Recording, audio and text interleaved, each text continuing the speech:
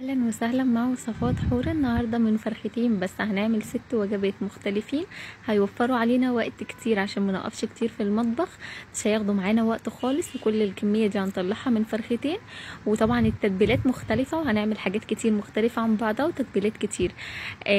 طبعا لو انت بقى لسه عروسه جديده هتوفري على نفسك وتعملي الوجبات دي، هتحطيها في الفريزر هتقعد معاكي 3 شهور مش هيجرى لها اي حاجه. يلا نسمي الله ونصلي على الرسول صلى الله عليه وسلم ونبدا كده باول تتبيله. هنا معايا معلقه زيت كبيره، تمام. هضيف عليها ليمونيه معصوره، او لو الليمونه كبيره يبقى نص ليمونه. البهارات بقى هنا معايا ملح وفلفل، ومعايا بابريكا ومعايا 7 بهارات وشويه كزبره ناشفه، تمام. من كل حاجه نص معلقه.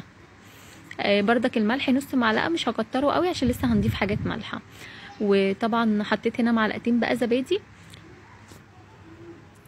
هحط بس سنه بس من اللون الاحمر كده، يعني علشان يديني لون احمر حلو.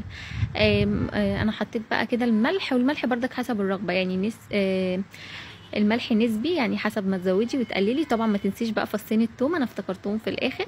هنا بقى معايا دبابيس الفراخ. هنا بقى انا عملت بالظبط 4 دبابيس، تمام، عشان هما فرختين. الخلطه اللي احنا عملناها دي، يعني الكميه اللي احنا عملناها كانت ممكن تكفي معاكي لحد 6 دبابيس يعني، تمام، لو انت هتعمليها. تمام. انا عملت كده فتحات بس في الدبابيس علشان التتبيله يعني يشرب من التتبيله كويس، واحطها بقى كده في طبق. طبعا بعد ما قلبتها كويس في التتبيله كده خلصنا اول وصفه. هنا بقى نشوف بقى التتبيله التانية. هنا معايا معلقه زيت، ومعايا بهارات فراخ، ومعايا ملح وفلفل، تمام. البهارات مش كتير، هما التلاتة بس دول. وحطيت بقى معلقه كبيره كده من الصويا صوص، تمام. وحطيت معلقه من الدبس رمان، بيبقى حلو قوي بردك في التتبيله المشويه اللي احنا هنعملها دلوقتي. حطيت بس نص معلقه صغيره من العسل الابيض، على فكره بيدي طعم حلو قوي. ما تقلقيش منه ان هو مثلا هيديكي تسكيره قوي، لا هو هيبقى ميكس كده سكري مع حادق، حاجه حلوه قوي. دي هنعملها بقى تتبيله كده هتكون مشويه. حطيت بردك معلقه كده من المستردة او الخردل حسب بقى ما بتقولوا متوفر عندكم، معلقه صغيره بردك، تمام. دي بقى الاوراق بتاعتي اللي هي المخليه، تمام. احنا الدبابيس خليناها لوحدها عملناها تتبيله، ودي بقيه الورك كده انا خليته. ممكن كمان لو مش بتعرفي تخليه ممكن تقولي اللي هو بتاع الفراخ اللي انت بتتعاملي معاه يخلي لك الفراخ زي ما انت حباها، تمام. طبعا التتبيله دي بتبقى حلوه قوي في الاوراق، بتبقى طريه كده يعني بتبقى طريه وفيها نسبه دهون، فبتبقى طريه اكتر من الصدور يعني. فالتتبيله دي بتبقى حلوه قوي في الوراك، ممكن تعمليها بردك في الصدور لو مش متوفر عندك وراك. هنعمل بقى تالت تتبيله. هنا معايا بردك معلقتين من الزبادي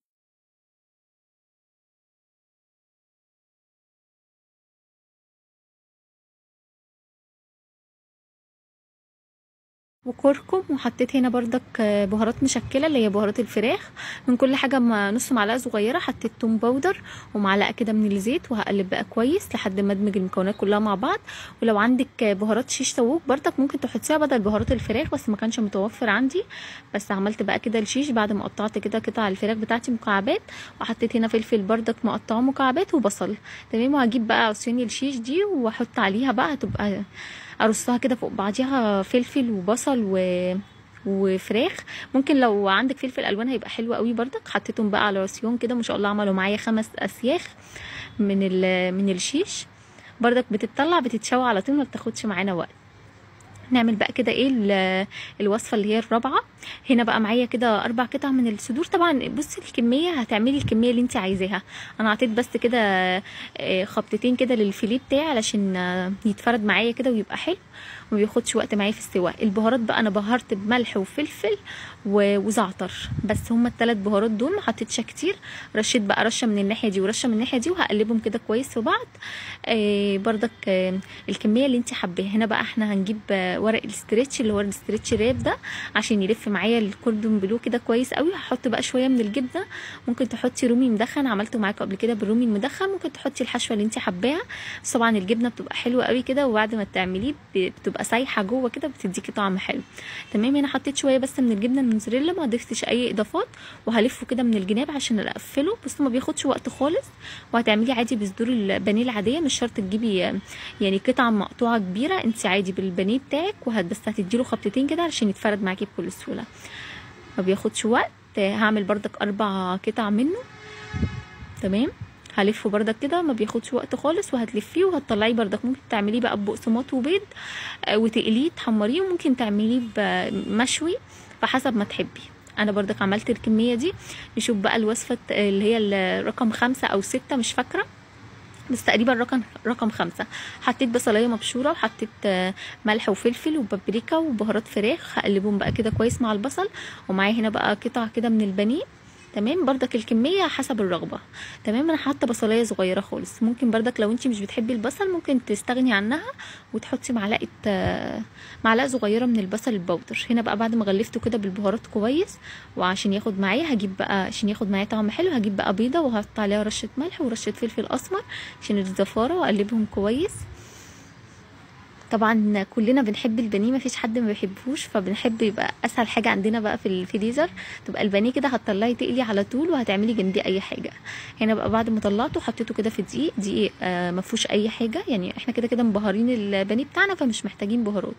هحطه في الدقيق، وبعد كده هحطه في البيض، وبعد كده احطه بقى في الفيجيتار بالكريسبي. تمام، هقلبه بقى كده علشان انا بحط الكريسبي عشان بيديني طبقه حلوه قوي مقرمشه كده ولون ذهبي حلو. فانتي بردك اي حاجه متوفره عندك، هو الكريسبي بيتباع سايب عادي عند العطار، بتجيبي تطحنيه بس طحنه كده بسيطه في الكبه عشان هو بيبقى خشن شويه. لو انتي بتحبيه خشن هتسيبيه خشن. هخلص نفس كل الكميه بردك بنفس الدقيق، دقيق بيض، بعد كده البقسماط بتاعي او الفيجيتار حسب ما تحبي. تمام، بس ما بين كل بقى طبقه وطبقه تحطي كيس بلاستيك علشان البانيه بتاعك ما يلزقش معاكي ويطلع معاكي بكل سهوله. لما تيجي تطلعيه من الفريزر مش لازم تستني يفك، ممكن تقليه وهو مجمد كده، مش هتسيبيه يعني يفك. اخر بقى تتبيله اللي هي رقم 6. طبعا الشاورما كلنا بنحبها ومحدش بيقدر يستغنى عنها، يعني وجبه خفيفه كده وسهله وبنعمل بيها حاجات كتير. انا هنا حطيت معلقتين زبادي، فصين توم، معلقه صلصه، معلقه كبيره كده من بهارات الشاورما، وشويه ملح وفلفل. ما كترتش الملح عشان بهارات الشاورما عليها ملح. حطيت معلقه زيت، وهنا معايا شويه كده من الشاورما مقطعاها، من البانيه مقطعاه كده قطع رفيعه كده على شكل شاورما. هنزل بقى بالبهارات بتاعتي كلها. ممكن بقى تعمليها سندوتشات، ممكن تعمليها اللي هي فتة الشاورما، هتنفع معاكي في حاجات كتير. ممكن تعمليها في حشوات جلاش. هنا بقى خلصنا كل التفريزات بتاعتنا، بجد هتوفر علينا وقت حلو قوي، يعني هنشوي وهنقلي وهنعمل حاجات كتير قوي بفرختين بس. وكمان يعني مش هتاخد معانا وقت. طبعا الايام بقى اللي جايه مدارس بقى، كل سنه وانتم طيبين، فمش عايزين نقف كتير في المطبخ، وعايزين حاجات تبقى جاهزه كده علشان الدروس والولاد بيجوا في اي وقت. هنا بقى عملنا 6 وجبات من فرختين بس. اتمنى ان شاء الله الفيديو يعجبكم وتجربوا كده بنفس الطريقه، تكتبوا لي رايكم ايه، وتجربوا الوصفات بنفس الطريقه، بجد هتبسط قوي. وكومنتاتكم الجميله اللي بتفرحني، شكرا بجد على الكومنتات الجميله.